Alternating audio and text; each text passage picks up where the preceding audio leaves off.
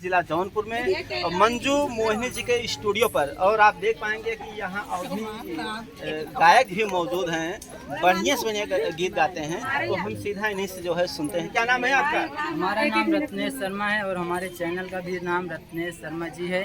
और क्या बोलते हैं कि ये भैया को जाके बहुत दीजिए और इनका भी सपोर्ट कीजिए। और हम एक गीत रखेंगे, जो भी गलतियाँ भाई कमेंट में ज़रूर बताना। हम भी अभी नए नए हैं, कोई ऐसा कलाकार नहीं है बहुत बड़े, और ना बड़ा बनना चाहता हूँ। सुनाइए। देखिए अवधि गीत है, और जो भी गलतियाँ हो कमेंट में ज़रूर बताना।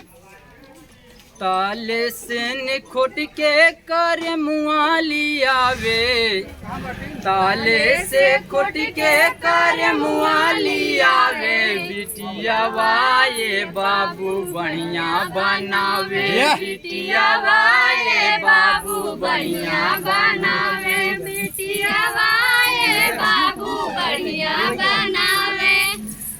मरचाया लहसुन के छौंका लगावे, मरचाया लहसुन के छौंका लगावे, बिटिया वाये बाबू बढ़िया बनावे, बिटिया वाये बाबू बढ़िया बनावे।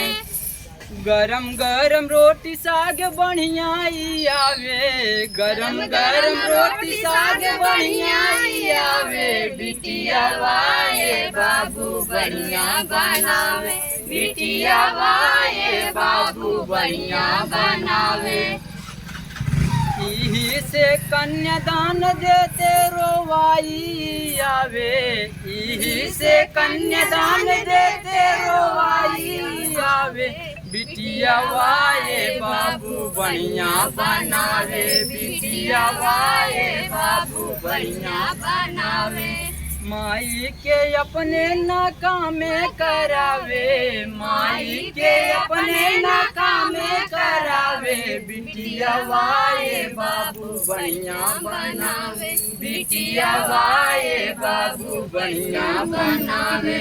ताले से खोट के कर मुआली आवे, ताले से खोट के कर मुआली आवे, बिटिया वाये बाबू बढ़िया बनावे, बिटिया वाये बाबू बढ़िया बनावे।